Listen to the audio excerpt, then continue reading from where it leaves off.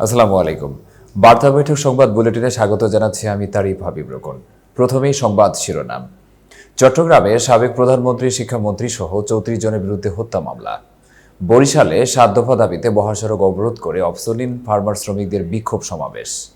নিয়ন্ত্রণ হারিয়ে গাছে ধাক্কা। কুমিল্লায় মাইক্রোবাসে ৩ যাত্রী নিহত। গণতান্ত্রিক সাংস্কৃতিক ঐক্য নামে নতুন সংগঠনের আত্মপ্রকাশ। ভুয়া মুক্তিযোদ্ধা শনাক্ত হলে শাস্তি। এতক্ষণ শুনছিলেন শিরোনাম, এবারে বিস্তারিত।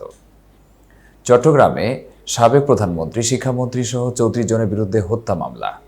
চট্টগ্রাম নগরের বদ্দরহাট এলাকায় বৈষম্য বিরোধী ছাত্র আন্দোলনকে ঘিরে কলেজ ছাত্র তানভীর সিদ্দিকী হত্যার অভিযোগে সাবেক প্রধানমন্ত্রী শেখ হাসিনা, সাবেক শিক্ষামন্ত্রী মহিবুল হাসান চৌধুরী ও নগরের ৩ কাউন্সিলর সহ প্রায় ৮০ জনের বিরুদ্ধে মামলা করা হয়েছে। গতকাল শুক্রবার রাতে নিহত ছাত্রের চাচা মোহাম্মদ পারভেজ বাদী হয়ে নগরের চান্দগাঁও থানায় মামলাটি করেন। মামলায় ৩৪ জনের নাম সহ ৪০ থেকে ৫০ জনকে অজ্ঞাত পরিচয়ে আসামি করা হয়। মামলার বিষয়টি গণমাধ্যমে নিশ্চিত করেছেন চান্দগাঁও থানার ভারপ্রাপ্ত কর্মকর্তা জাহিদুল কবির।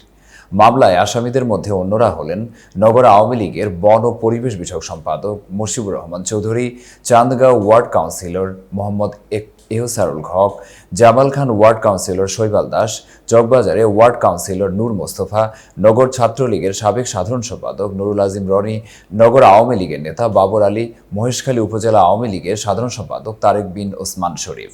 মামলার এজাহারে বাদী বলেন, তার ভাতিজা তানভীর সিদ্দিকী গত 18 জুলাই দুপুর 2:30টার দিকে বৈষম্য বিরোধী ছাত্র আন্দোলনের ব্যানারে অন্যান্য ছাত্রছাত্রীদের সঙ্গে শাটডাউন কর্মসূচিতে অংশ নেন। শিক্ষার্থীরা 5 লাইন থানার মুরাদপুর এলাকা থেকে মিছিল নিয়ে চান্দগাঁও থানার বদ্দরহাট কাঁচাবাজারের সামনে রাস্তার উপর এসে শান্তিপূর্ণভাবে অবস্থান করেন।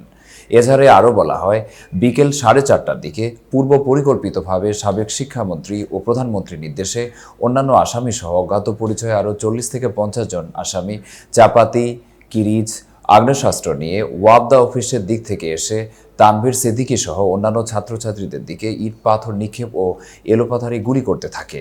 এতে তানভীর সহ আন্দোলনকারী অনেকেই গুলিবিদ্ধ হয়ে আহত হন। তানভীরকে চট্টগ্রাম মেডিকেল কলেজ হাসপাতালে নেওয়া হলে চিকিৎসক তাকে মৃত ঘোষণা করেন।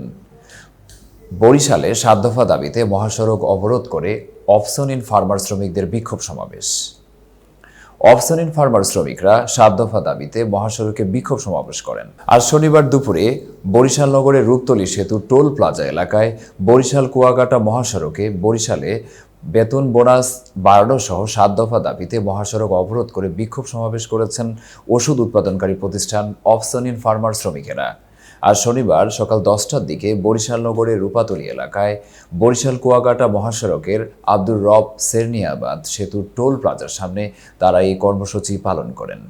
এ সময় মহাসড়কের দুই পাশে অসংখ্য পরিবহন আটকা পড়ে বিভিন্ন গন্তব্যের যাত্রীরা ভোগান্তির মধ্যে পড়েন।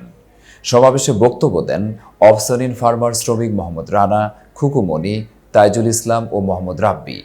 শ্রমিকদের আন্দোলনে সংহতি জানিয়ে বক্তব্য দেন বাসদ বরিশাল জেলা শাখার সমন্বয়ক মনীষা চক্রবর্তী, সোনারগড় টেক্সটাইল শ্রমিক কর্মচারী সংগ্রাম পরিষদের সাধারণ সম্পাদক মোহাম্মদ ইকরাম, অর্থ সম্পাদক মোশাররফ হোসেন, সমাজতান্ত্রিক শ্রমিক ফ্রন্ট বরিশালের জেলা শাখার সদরদপ্তরক শহীদুল ইসলাম। বৈষম্য বিরোধী ছাত্র আন্দোলন বরিশাল জেলা শাখার অন্যতম সমন্বয়ক ও সমাজতান্ত্রিক ছাত্র ফ্রন্ট বরিশাল মহানগর শাখার সাধারণ সম্পাদক সুজন আহমেদ প্রমুখ। সমাবেশে বক্তারা বলেন, অবসোলিন শ্রমিকেরা দৈনিক 240 টাকা মজুরি অর্থাৎ ঘন্টায় 30 টাকা মজুরিতে কাজ করেন, যেখানে তাদের 8 ঘন্টা কাজ করার কথা, কিন্তু তাদের দিয়ে 12 ঘন্টা কাজ করানো হয়। অবশিষ্ট 4 ঘন্টার জন্য ওভারটাইমে টাকা দেয়া হয় না। শ্রমিকেরা অমানসিক পরিশ্রম করে যে অর্থ পান তাতে সংসার চালানো অসম্ভব হয়ে পড়েছে। দৈনিক মজুরিতে কাজ করার ফলে বেতন বাড়ানোর কথা বললেই শ্রমিকদের ছাঁটাই করা হয়, আর চাকরির জন্য অন্য নিয়োগপত্র ও পরিচয়পত্র দেয়া হয় না। নিয়ন্ত্রণ হারিয়ে গাছে ধাক্কা। কুমিল্লায় মাইক্রোবাসের 3 যাত্রী নিহত। দুমড়ে মুচড়ে যাওয়া মাইক্রোবাস। শনিবার দুপুরে কুমিল্লার চন্দিনায় যাত্রীবাহী একটি মাইক্রোবাস নিয়ন্ত্রণ হারিয়ে গাছের সঙ্গে ধাক্কা লেগে ঘটনাস্থলে 3 জন যাত্রী নিহত হয়েছেন। আজ শনিবার দুপুরে ঢাকা চট্টগ্রাম মহাসড়কের চান্দিনা মাধাইয়া এলাকায় এ দুর্ঘটনা ঘটে। এ ঘটনায় মাইক্রোবাসে থাকা আরও এক যাত্রী গুরুতর আহত হয়েছেন বলে জানা গেছে। চান্দিনা ফায়ার সার্ভিস সূত্রে জানা গেছে, দুর্ঘটনা কবলিত গাড়িতে একটি ইন্স্যুরেন্স কোম্পানির স্টিকার ও লেগো লাগানো ছিল। নিহত ব্যক্তিরা হলেন ওই কোম্পানির 2 কর্মকর্তা মোজাম্মেল, সাখাওয়াত এবং গাড়ি চালক তারেক। তারা দাপ্তরিক কাজে ঢাকা থেকে কক্সবাজারে যাচ্ছিলেন। ইলিয়টগঞ্জ হাইওয়ে থানার ভারপ্রাপ্ত কর্মকর্তা মঞ্জুর আলম বিষয়টি গণমাধ্যমে নিশ্চিত করেছেন। তিনি জানান, ঢাকা থেকে ছেড়ে আসা যাত্রীবাহী একটি মাইক্রোবাস কুমিল্লায় যাচ্ছিল। ঢাকা চট্টগ্রাম মহাসড়কের চান্দিনা মাধাইয়া এলাকায় পৌঁছানোর পর মাইক্রোবাসটি নিয়ন্ত্রণ হারিয়ে রাস্তার পাশে গাছের সঙ্গে সজোরে ধাক্কা লেগে রাস্তার পাশে পড়ে যায়। এতে ঘটনাস্থলেই মাইক্রোবাসের 3 জন যাত্রী নিহত হন। ওসি মঞ্জুর আলম বলেন, দুর্ঘটনায় মাইক্রোবাসের আরও এক যাত্রী আহত হয়েছেন। স্থানীয় লোকজন আহত ব্যক্তিদের উদ্ধার করে হাসপাতালে নিয়ে যান। নিহত ব্যক্তিদের লাশ চান্দিনা উপজেলা স্বাস্থ্য কমপ্লেক্সে নেওয়া হয়েছে। তাদের পরিচয় এখনো পাওয়া যায়নি। গণতান্ত্রিক সাংস্কৃতিক ঐক্য নামে নতুন সংগঠনের আত্মপ্রকাশ। আজ শনিবার সকালে রাজধানীর তোপখানা রোডে উদীচী শিল্পগোষ্ঠীর কার্যালয়ে সংবাদ সম্মেলনে নতুন জোট গণতান্ত্রিক সাংস্কৃতিক ঐক্য আত্মপ্রকাশ করে। সাংস্কৃতিক আন্দোলনের সংগ্রামী ধারাকে রক্ষা করে জনগণের কণ্ঠস্বর হয়ে ওঠার অঙ্গীকার নিয়ে আত্মপ্রকাশ করল সাংস্কৃতিক কর্মীদের নতুন জোট গণতান্ত্রিক সাংস্কৃতিক ঐক্য। আজ শনিবার সকালে রাজধানীর তোপখানা রোডে উদীচী গোষ্ঠীর কার্যালয়ে সংবাদ সম্মেলনে এই জোটের নাম ঘোষণার মধ্য দিয়ে জোটের আত্মপ্রকাশ ঘটে। এতে 31টি সামাজিক সাংস্কৃতিক সংগঠন যুক্ত হয়েছে। শুরুতেই ছাত্র গণ আন্দোলনে শহীদদের প্রতি শ্রদ্ধা জানানো হয়।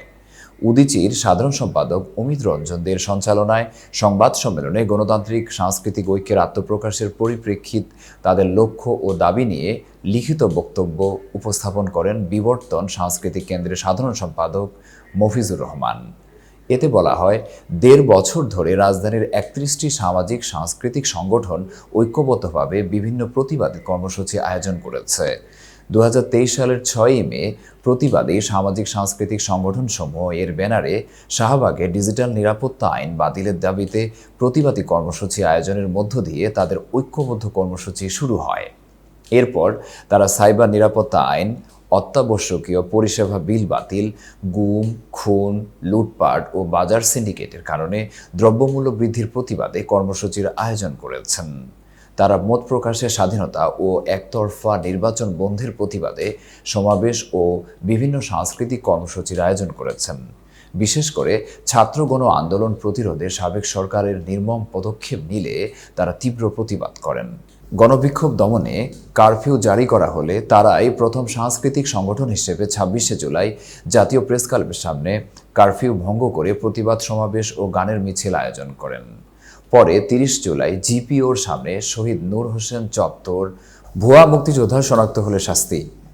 চট্টগ্রাম সার্কিট হাউসে আইন শৃঙ্খলা সংক্রান্ত বৈঠক শেষে মুক্তিযুদ্ধ বিষয়ক উপদেষ্টা ফারুক আজম বীর প্রতীক আজ দুপুরে তোলা ভুয়া মুক্তিযোদ্ধা শনাক্ত হলে প্রতারণার দায়ে তাদের শাস্তি পেতে হবে বলে মন্তব্য করেছেন অন্তর্বর্তীকালীন সরকারের মুক্তিযুদ্ধ বিষয়ক এবং দুর্যোগ ব্যবস্থাপনা ও ত্রাণ মন্ত্রণালয়ের উপদেষ্টা ফারুক আজম বীর প্রতীক। আজ শুক্রবার দুপুরে চট্টগ্রাম সার্কিট হাউসে আইন শৃঙ্খলা পরিস্থিতি নিয়ে এক বৈঠক শেষে সাংবাদিকদের বিভিন্ন প্রশ্নের জবাবে তিনি এই মন্তব্য করেছেন। ফারুক আজম বলেন, মুক্তিযোদ্ধা তালিকা প্রথমে আমরা যাচাই করে দেখছি বাস্তবিক অর্থে ঘটনা কি হয়েছে। এক্ষেত্রে যদি সমস্যা থাকে আমরা যাচাই বাছাই করে দেখব। যারা সত্যিকারের মুক্তিযোদ্ধা তারা থাকবেন, যারা মুক্তিযোদ্ধা নন তাদের চলে যেতে হবে। প্রতারণার দায়ে তাদের শাস্তিও পেতে হবে। উপদেষ্টা ফারুক আজম বলেন, স্বাধীনতা যুদ্ধের ব্যাপারটা কোটা সংস্কার আন্দোলনের জাতীয় এবং আন্তর্জাতিকভাবে বড় ধরনের ইস্যু হয়েছে। কি পরিমাণ মুক্তিযোদ্ধার সন্তানের চাকুরি কোটার মধ্যে হয়েছে এবং মুক্তিযোদ্ধারা কি অবস্থায় আছেন সব দেখা হবে। কারা কারা মুক্তিযোদ্ধা হয়েছেন তা আমরা জনসাধারণের কাছে উন্মুক্ত করে দেব। বৈঠক শেষে ফারুক আজম পুড়ে যাওয়া নগরের কোতোয়ালি থানা পরিদর্শন করেন। তিনি থানায় পুলিশের সদস্যদের সঙ্গে কথা বলেন এবং পুড়ে যাওয়া থানার বিভিন্ন কক্ষ পরিদর্শন করেন। এ সময় চট্টগ্রামের জেলা প্রশাসক আবুল বাশার মোহাম্মদ ফখরুজ্জামান ও চট্টগ্রাম মহানগর পুলিশ কমিশনার সাইফুল ইসলাম উপস্থিত ছিলেন।